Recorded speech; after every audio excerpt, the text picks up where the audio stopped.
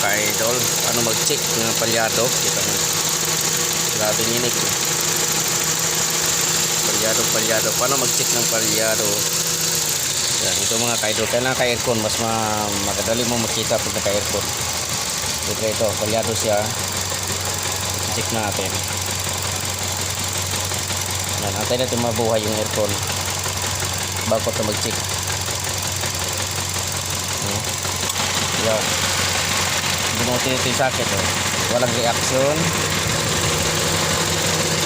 Yan, nag-react. Ito walang reaction. Tignan natin yan. Number 3, nag-react. Nag-react. Number 4. Kaya natin marang kasi. Yan. Ito wala talaga. Ito tingnan natin. Number 1. Number 1, titingnan natin yung kurente.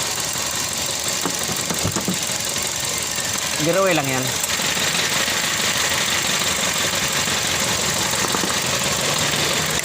Uy, hello. Uy, ano to? May kurente siya. Chupon. Pantal chupon. Grabe nga medyo. Dinikita ko yung hapon. May kurente siya. Kaso lang nagbubutas na siya. Butas ko.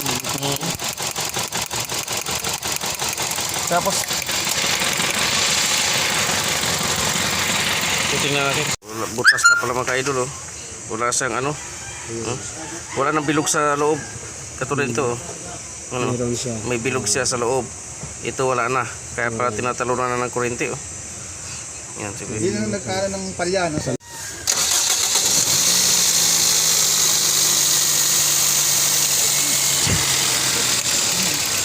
Wala na.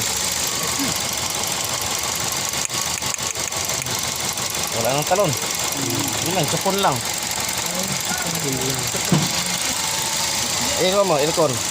Yan, sinilid na natin. Gumamit tayo ng silicone. 620 off, high temp, black RTV silicone. Ito gamit ito. Naka-air ko na?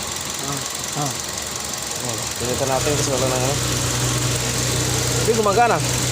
Tumutuloy. Yan, tingnan natin dito. Buo na. Sapon lang. Ayun. Dahil dito lang grabe palya. Butas Butas pala. Butas. Okay na. Yun, dahil sa ano lang. Grabe palya. Laki na naman tinipid. Ha? Ayan. Wow, buo na. Laki na naman tinipid. Yan sa sapon lang. Papalikan ng coil. Dahil dito, grabe palya. Okay na.